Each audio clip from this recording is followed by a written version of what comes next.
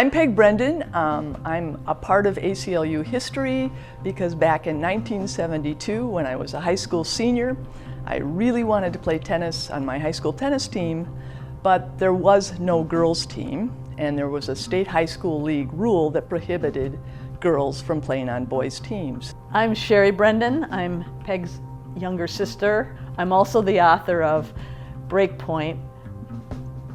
2 Minnesota athletes and the road to Title IX. She doesn't know the title of her book.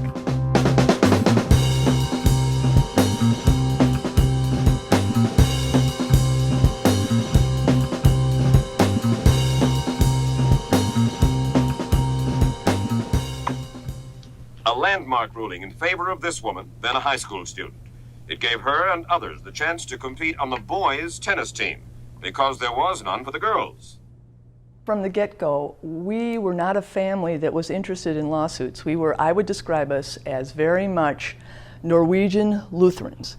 We didn't eat spicy food, we didn't get involved in politics, and we didn't file lawsuits. That fall, when I started high school, my senior year, 1972, after getting a no I couldn't play from the coach and the athletic director, I sat down and I wrote a letter to the Minnesota Civil Liberties Union branch in St. Cloud.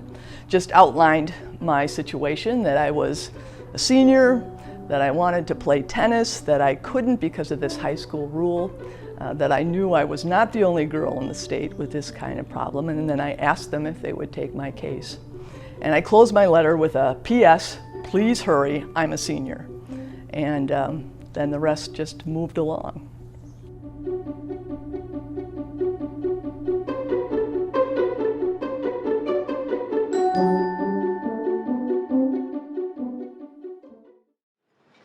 Good morning. Good morning. My name is Dipinder Mayal, and I'm the Executive Director of the ACLU of Minnesota. Thank you for coming. Thank you for watching at home. And I hope you enjoyed that video. You got the very first sneak peek. That's a series of videos that we've put together for our 70th anniversary. And we'll send you a link so that you can see where that story goes. I am proud to be here today to share with you a bit about myself, about the wonderful work of the ACLU of Minnesota, and about the moment we as advocates and protectors of the Constitution find ourselves in. We know you're here because you're passionate about the ACLU, about civil liberties and civil rights of all Minnesotans, of all Americans. And this is a critical time for our work, and your support has never been more important. It's fitting that we're gathered here at McNamara Alumni Center at the University of Minnesota. The U plays a special role in our founding. In the 1950s, the House Un-American Activities Committee accused 2 U of M professors of being communists. One of the men, considered the nation's #2 atomic experts, pleaded the Fifth Amendment and was fired.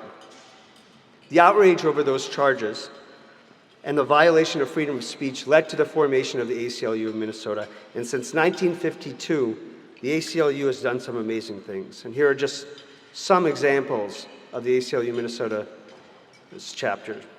In the 1960s, we made sure that people facing jail time for a misdemeanor who couldn't afford an attorney would get one. In the 1970s, we filed the nation's first lawsuit for same-sex marriage. We fought for abortion rights. We challenged state funding of religious schools, and over the years, we won the first permit for Twin Cities Pride. We sued so that everyone could be intimate with the people they loved. We stopped an attempt to suppress the vote of Native Americans, and so much more. There are countless stories of the ACLU protecting our rights, but what you should all know is this. We have been able to do this because of you, because of this community, and because of your support. So I want to share with you a little bit about why I work at the ACLU. I'm the son of Indian immigrants. My parents came from what is now Pakistan, a country created in 1947 when India was partitioned into 2 nations, ending hundreds of years of British colonial rule. I grew up with stories of the horrors of partition, of communal riots, and of how my Sikh Punjabi family was targeted for persecution because of their religion. That persecution drove them from their homeland, and that drive eventually led them to the United States. And that taught me a simple and powerful lesson, and that's that the government is not always right. Oftentimes, it's the power of the state that is responsible for some of the worst crimes that we see. And in the United States, it is the Constitution that protects us from government overreach. It is the Constitution that protects our rights. For my family, it meant the right to religion, free speech, assembly, our First Amendment rights. It was also the right to equal protection and due process that would have protected them. Our rights create equal ground.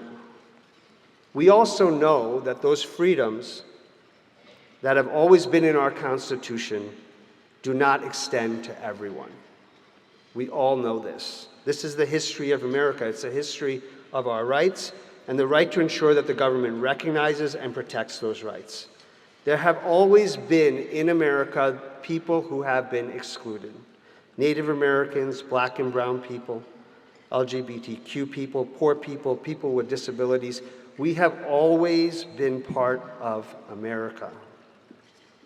And we as a country are on a journey of defending and expanding our fundamental rights to everyone.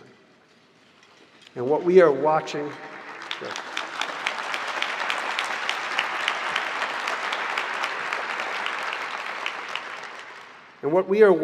now, we are watching the Constitution and those principles underlying it come under attack like never before. You can look no further than the Dobbs decision to understand how fundamental this attack is on the notion of America and on the notion of the Constitution. The decision to overturn Roe v. Wade and end the federal constitutional right to abortion is about one thing. It's about power. And who has the power to make decisions about a woman's body?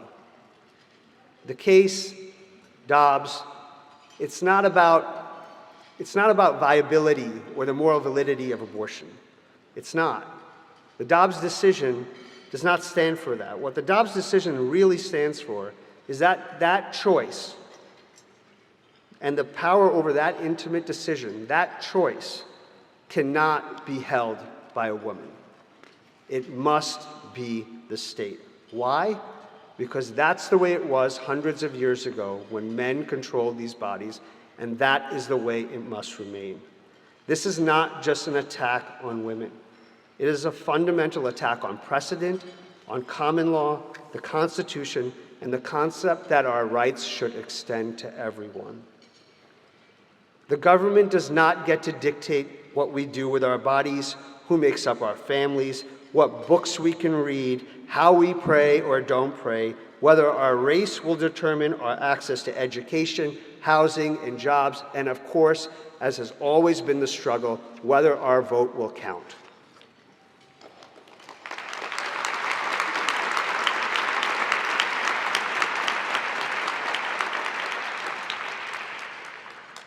Now, this is not a hopeless tragedy, okay? And the solution is not a mystery or an enigma.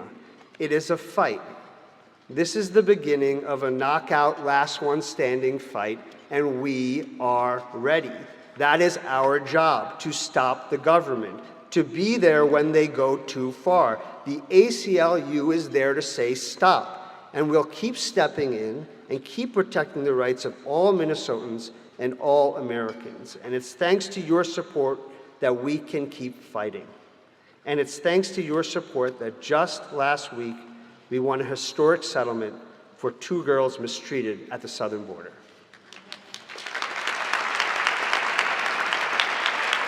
Start at 6:30 with what the ACLU calls a first-of-its-kind settlement. All stems from a lawsuit filed on behalf of 2 teen sisters trying to cross the U.S.-Mexico border, hoping to reunite with their mother in Rochester. Those sisters reached an $80,000 settlement with the federal government after they say they were abused and mistreated by Customs and Border Patrol. Brittany Ehrman has their story. Pues estoy feliz ya pues con mi familia. For the last 3 years, the Sanchez Villalobos sisters have been settling into their new home in Rochester with their mom and baby sister. Ay, bueno, solo que el frío es más difícil. The journey to get to Minnesota was not easy. Muy difícil porque In June of 2019, the girls, who were 14 and 16 at the time, crossed the Mexico border seeking asylum, hoping to reach their mom in Minnesota. They were arrested by Border Patrol. In the Texas border facility, the sisters say they did not have access to water or enough food, and in some cases, they say they were forced to play games to be fed. un juego de pelotas y el que lo lograba encestar o ganar, a él le daban la comida. So the guards were saying, if you want the food, if you're hungry, you have to compete to get it. Exacto. Carlin and Yelene were crossing into the U.S. during the border surge in 2019 that led to federal investigations into how children were treated by the Department of Homeland Security. According to this report, officials found serious overcrowding, a lack of hot meals, and access to clean clothes or a shower. Unfortunately, there wasn't a lot of accountability for what happened. Ian Bradley is an ACLU attorney and represents the Sanchez Villalobos family. In 2021, they filed a lawsuit alleging the sisters were forced into overcrowded cages where they slept on the floor. Bradley says at one point, one of the girls was assaulted by a guard. The federal government settled the lawsuit this week for $80,000. To our knowledge, this is the only lawsuit by children that were held in these detention facilities during the surge in 2019. Carlin and Yelene say it won't erase what happened, but it will help them move forward. Tengo la oportunidad de estudiar, seguir adelante, lograr mis sueños. So you have the opportunity to study and follow your dreams. Aunque pasé mucho riesgo, pero lo logramos juntas. Brittany Ehrman reporting. We did reach out to the DOJ, but they did decline to comment.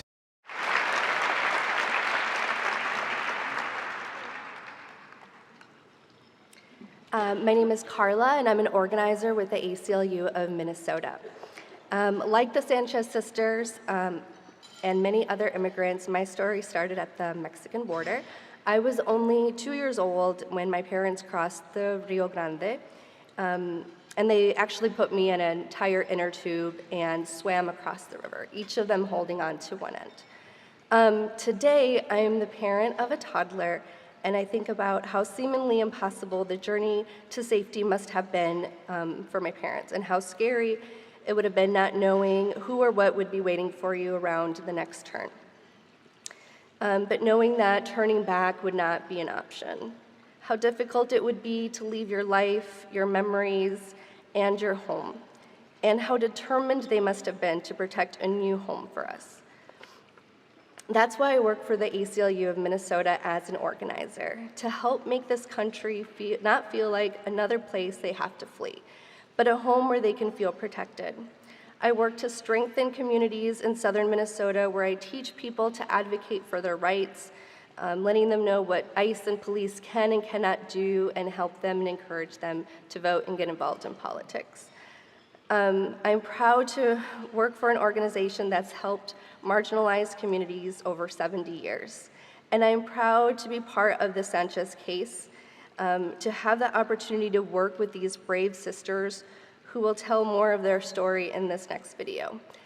Please watch. I know you'll be as moved by them as I am. When I went into the room, I didn't have a sweater because they had made me throw it away earlier. And all I had was the aluminum sheets, and my legs were actually really cold. I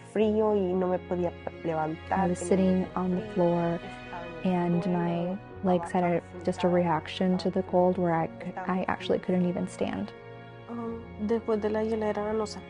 After that, they put us in immigration vehicles, and they took us to the cells where they were detaining the minors.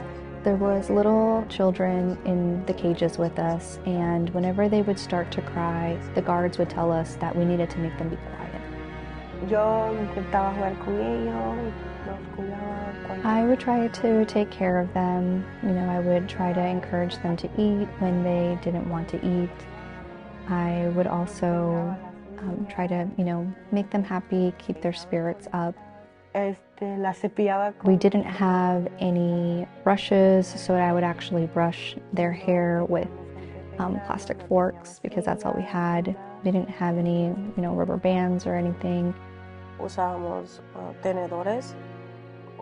Brushing our teeth was very difficult because not all of us had toothbrushes and toothpaste. And they never gave us any clothes to change into, and they never gave us any undergarments to change into. So we had the same clothes the whole time we were there. Every day we had the same food. We had oatmeal in the morning, we had an instant soup for lunch, and we had a burrito for dinner. And if there was any leftover food, we had to compete for the food. They would create games for competition, and whoever won got to eat the extra food. We were there for a total of 9 days, but those 9 days were actually torture for me.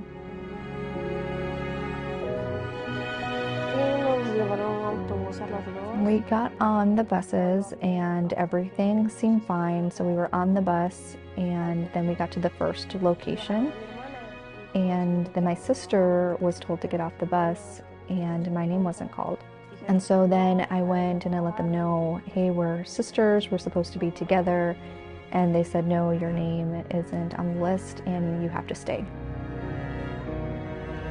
No, I was never able to get in contact with her. I wasn't able to see her until we came here with my mom. Yes, just now remembering everything, it's making me cry.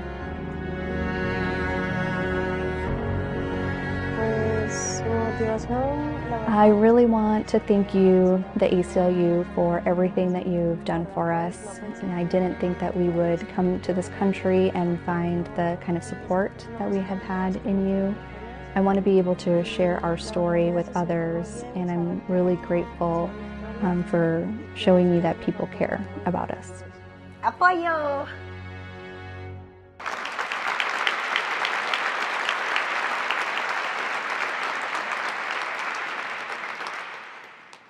What moved me about getting to work with the Sanchez sisters is how brave they are. They have been able to make a home under extreme uncertainty. They're in high school now, and they're working, and they're thriving.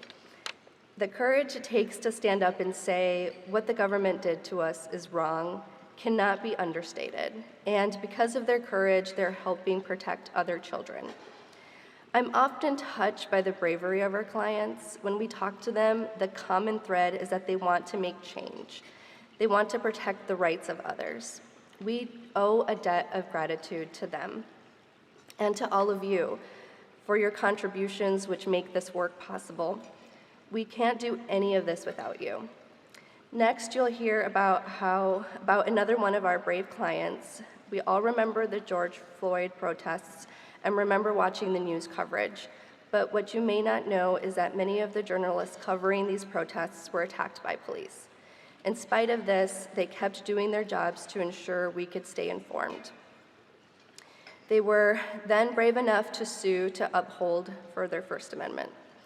I want to warn you, the video you're about to see is very difficult to watch. Oh, I'm a journalist! I'm a journalist! Press!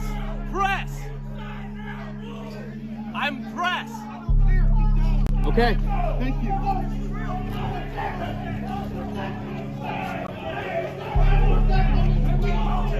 I am press. Please. As we see, that camera person just got shot. Shot the press. He clearly has press on his helmet right there.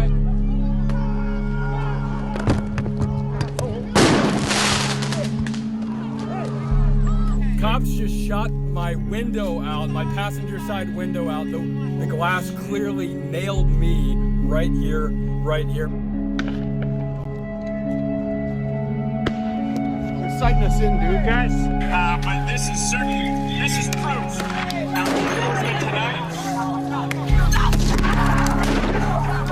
Let's go. Molly, you okay? Okay.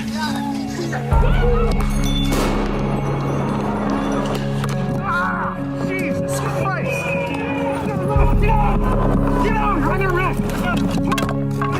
Put it down, put it down. Okay. I'm not fighting.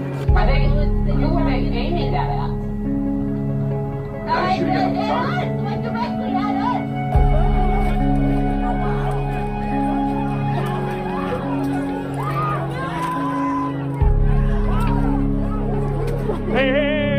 I was just at the 5th precinct with a group of media. There was at least a dozen of us there, TV, still photo, and print. I had my notebook in my hand when the Minnesota State Patrol was advancing on protesters and us. We identified ourselves as press, and they fired tear gas canisters on us at point-blank range. Press! Press! Press! Press! Press! I'm authorized to be here. I'm authorized to be here. I am here legally. Press! Press! Good morning. I'm Teresa Nelson, the legal director of the ACLU of Minnesota. After George Floyd was murdered by police, I was monitoring the protests and following journalists on social media. Their posts quickly turned to videos and photos of journalists attacked by law enforcement. I could tell the tide was turning when I saw a photo of a journalist who nearly lost an eye. Our legal and communications teams sprang up into action. We documented numerous attacks on journalists, people who were tear gassed and beaten and arrested even while wearing press passes. With help from attorneys from Frederickson and Byron and Apollo Law, we sued on behalf of first one individual, Jared Goyette, and then a number of other journalists who were attacked. And then police killed Dante Wright, and it started all over again. We saw journalists rounded up, prevented from reporting, and attacked. Our team worked into the night with pro bono attorneys again from Frederickson and Apollo Law, and we filed a motion for a temporary restraining order to stop the attacks by the Minnesota State Patrol, and we won. You may have heard about the case. We call it the Goyette case, and I'm so proud to say that we won big reforms from the State Patrol and money for those who were attacked by them. We're still fighting to get justice for those who were hurt by the Minneapolis police and the Hennepin County Sheriff's Office. I cannot overstate the critical importance of protecting the rights of journalists. You may have heard some variation of the ancient Greek phrase, "Who watches the watchers?" Well, the reason that there's a free press clause in our First Amendment is because our founders knew that a free press was one of the cornerstones of our democratic system. And journalists literally play an essential role in watching and documenting not only protests of police violence, but the way that police respond to those protests. And when police inflict violence on those journalists, they effectively silence that reporting and chill everybody's speech. Being a lawyer for the ACLU is exhausting, it's emotional, it's difficult, and also amazing and fulfilling. When we see injustice, we get to do something about it. When we get to fight for people's civil liberties and protect and expand their rights. And we get to do this thanks to all of you. Together, none of us ever has to be helpless against the government violating our rights. The ACLU of Minnesota has been here for 70 years now, and I'm proud that I've been here for 25 of those years. I've worked on a lot of cases in those 25 years, and some of them that stand out for me the most are cases that you maybe didn't even hear about in the media. One of my first cases was to get the right to vote for people who were civilly committed. We advocated on behalf of an incarcerated woman who needed an abortion. We did not have to sue, and we were able to get her the care that she needed. We represented the family of a Native American man who died after being taken into police custody. We obtained money for the children who were left fatherless by his death. We jumped into action to represent protesters who had all of their literature, their signs, their posters, and banners seized on the eve of the RNC convention in 2008. And we exposed the massive racial profiling being done by the DEA at the Minneapolis-St. Paul airport. I could go on, but we only have an hour. We've committed to getting you out of here in an hour. So I'm going to wrap it up. And I think now we're going to be showing the video that Deepinder had cued earlier. Thank you.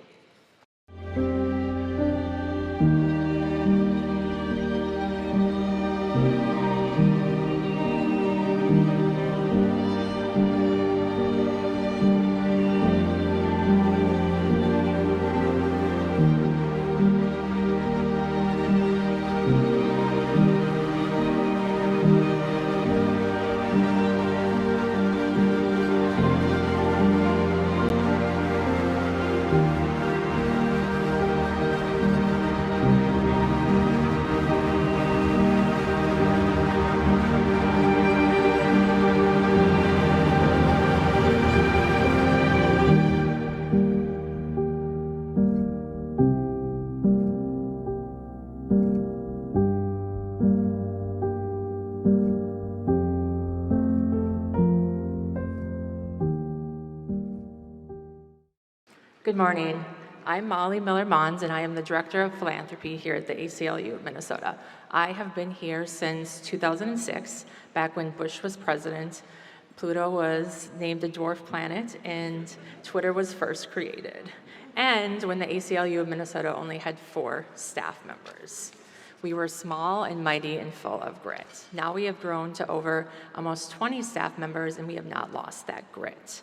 The growth would have not been possible without everyone in this room and online and a lot of other people. One of the reasons I have stayed at the ACLU of Minnesota for so long is that I get to come to work, whether we're staffed with 4 or 20, and help people like you understand how their support can help create the change that they want to see in the world. And as you know, this work is not free. We quite literally could not do it without you, our donors, members, volunteers, and community partners. And there's a reason why we've been around for 70 years, and that's because we have amazing supporters who may not always agree with us, but continue to support and trust us and are proud to be card-carrying members of the ACLU of Minnesota. Supporters that know it isn't just a singular individual, it's about all of us. And one of those supporters I am proud to have worked with for almost 5 years is our union board chair, Larissa Maldonado, who is not only one of our youngest board chairs, she is also our first Latina and first woman of color. Welcome, Larissa.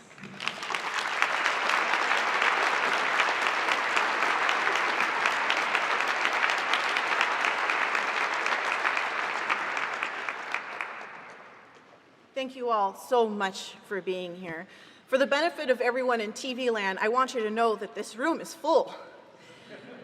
There is so much energy in this room, and I am so impressed, not only because the event started at 8 o'clock in the morning, but because this is what keeps us going. You all, as Molly said, are what drives this organization, and we need each and every one of you, donors, supporters, members, our staff, community members. We have so many partner organizations represented here. We have consulars from Mexico, El Salvador, Ecuador, and Hungary. We have a room full of passionate people here to protect civil liberties and civil rights. I'm honored to call Minnesota home, and I am deeply invested in protecting the rights and liberties we hold sacred and dear.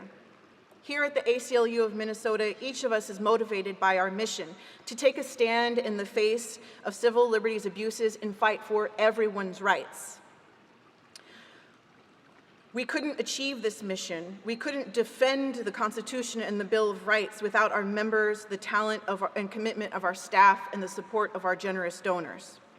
Since I joined the board in 2016, I have been thankful to have this space to channel my energy in this crucial fight. Even those of us who felt like we were resting peacefully in our bubbles have been shook awake by the brutal police violence that our state is now sickeningly known worldwide for. We have to stare at the ugly truths and be present with the gross discrimination and targeting of our immigrant, person of color, and LGBTQ neighbors. And especially as we come up on election season, we have to hold our own feet to the fire, because no one in this state, no one in this country can say that we are not on notice of how bad it can get and how far civil liberties can fall if we are not putting in 110% to protect those rights. I have a trigger warning here for you, because I'm about to talk about something that is deeply personal, normally a private conversation, but deeply personal decisions have been dragged into the public sphere. I've shared publicly before that I had an abortion when I was 17. Then having that choice was a turning point for me, because that choice empowered me to take control and build a life that I wanted to have, to build the family that I wanted to have. And my beloved children, my rewarding career, and my health and well-being, and my ability to give back to the community and take on leadership positions like this are all thanks to having had that choice. I was gutted by the Dobbs decision to overturn Roe versus Wade, because I know what it is to be faced with an impossible pregnancy, and I know how difficult it already was to find the resources and care that I needed. Here we are in a post-Roe America. A week ago, I was pregnant, and I boarded a flight to Georgia. I began to experience signs of miscarriage later that day, and my first thought was to get to a hospital, but I was in Georgia, where if I was experiencing a miscarriage, my health care options would be limited. My doctor couldn't advise me on the best course of action for my care and my health and my well-being, because they would be having to weigh their own professional, personal, and criminal liability before advising on the best course of action for my care. It's post-Roe in the United States of America, in a world where instead of calling 911 and going to the hospital, I called Delta. I knew I had to get home before it got worse. I landed and went straight to the doctor, and in the midst of the pain and the loss and the stress of the entire experience, I couldn't help but be thankful that I made it home to Minnesota, where I could have a full range of options, of choices for my care. My doctor could hold my hand and say, "You have options." I was thankful that I had the resources to jet back to this island of liberty and freedoms, because it's post-Roe in the United States of America, and abortion and maternal health care are only available to people in the right geographic locations and those with the means to get there. So many women are left with only the most dangerous solutions and abandoned to carry pregnancies with no choice and no bodily autonomy. With the Dobbs decision, the court ignored 50 years of precedent to fall for political whims, and in the process degraded the foundation and credibility of the court, showing us that we can no longer rely on the highest court of the land to protect our freedoms and act as a pillar of democracy. The decision lets each state decide what reproductive rights it will offer. Rights begin and end at state lines, as I experienced. Half of all states are expected to ban or severely limit abortion. States should never be allowed to force us to give birth. Those choices belong to us and not to the government. The American Civil Liberties Union and our allies are suing in at least a dozen states to block abortion bans. And I'm terrified about what the court's decision means for so many rights and freedoms that we've fought hard to win. Justice Clarence Thomas readily called for relitigating and upending a range of set precedent that protects our individual rights in his concurrence, stating that in future cases, we should reconsider the court's substantive due process precedents, including Griswold, Lawrence, and Obergefell. Justice Clarence declared that the court had a duty to correct the errors of birth control and same-sex marriage. The Dobbs decision was an attack on Americans' personal liberties, an attack on the foundation of families.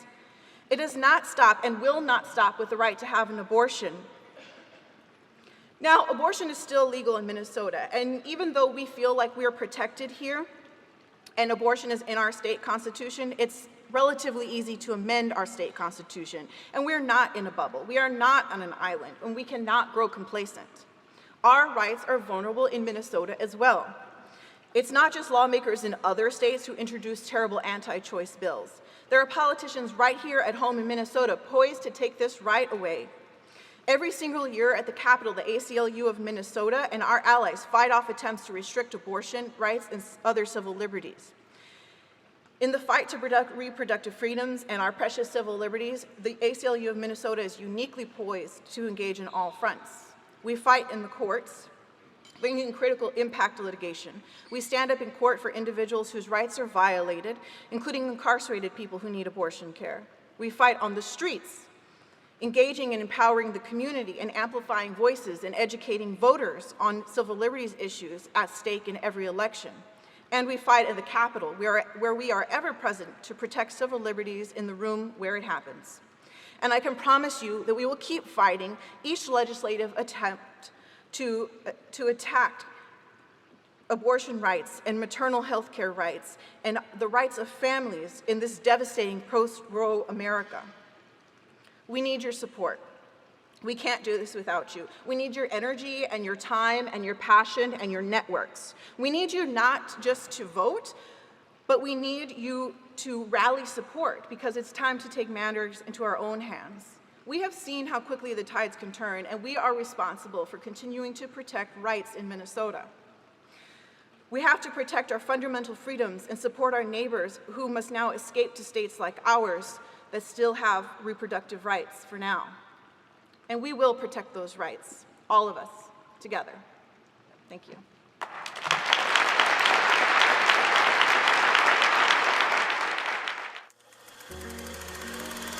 putting American citizens into concentration camps on the basis of race is unforgivable.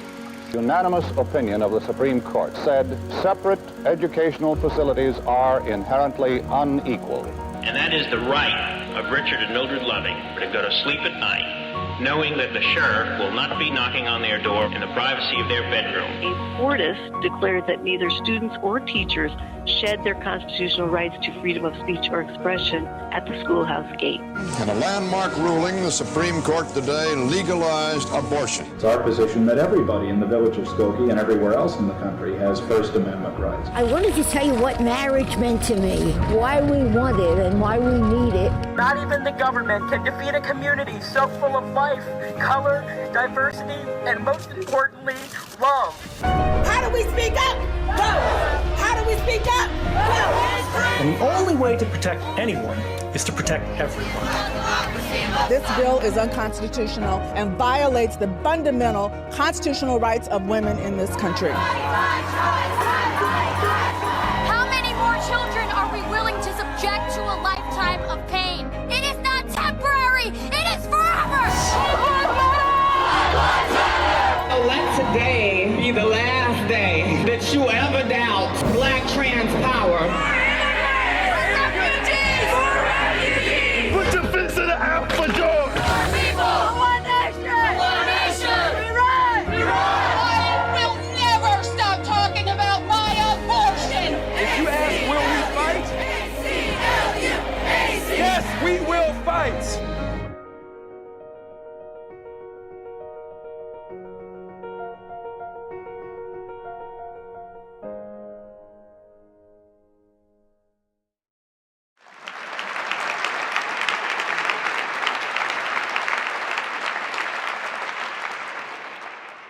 The ACLU has been at the forefront of virtually every major battle for civil liberties and equal justice in this country for more than a century. And I am here because I owe the ACLU. We all owe the ACLU. I think about my life, I think about my marriage, my family and traditions, my ability to go to school, my career, and the diversity of my community. I want you to take a moment to think about just one of the many issues the ACLU leads on. Maybe it's gay marriage, maybe it's the right to vote, maybe it's police brutality. And think about where that issue would be like, where this world would be, where this nation would be without the ACLU. We all owe the ACLU, and we need your support more than ever. I'm happy to announce that a group of our current board members has committed $50,000 today with the hope that you in this room will meet that match and exceed that giving. Any gift given today will qualify for that match. Now, we are a very unique organization. One thing that makes the ACLU so strong is that we are an affiliated organization, meaning we share our funding. We are a united front of over 50 state affiliates, including Washington, D.C. and Puerto Rico. So your donation today to the ACLU of Minnesota supports the work of the ACLU around this country. Table hosts, will you please take the pledge envelopes out of your packet and pass them around your table? We rely on donors like you because we receive absolutely no government funding, unlike many other nonprofits. Not so at the ACLU. We don't take government money because we sue the government. And 90% of our funding comes from individual donations. So we ask you to give. We ask you to give a gift that is meaningful to you, whatever that amount may be. We truly appreciate it. And for those of you who aren't giving today, there is a pledge line on those envelopes. You can fill out what you are pledging. And remember that $50,000 match from our ACLU of Minnesota board members. Now I'll give you some time to finish filling out the cards. And when you're finished, please pass your envelopes back to your table host. I also wanted to say a special thank you to the staff of the ACLU of Minnesota. You may have met a few of them already. But if you're a staff member of the ACLU, can you please stand up? That includes ACLU National, if you're here.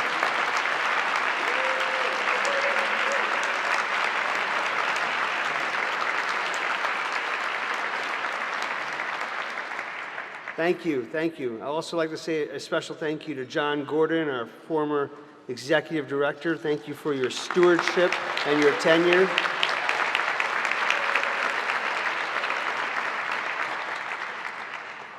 Thank you to our generous sponsors listed on the screen and in your program, and to our table hosts and our volunteers. Thank you to our excellent philanthropy department and team for putting together this event. Thank you all again for joining us this morning and investing in the future protection of civil liberties for all Minnesotans. Please wear your ACLU button when you're out and about today, and remember, vote in November. Your rights depend on it. Thank you.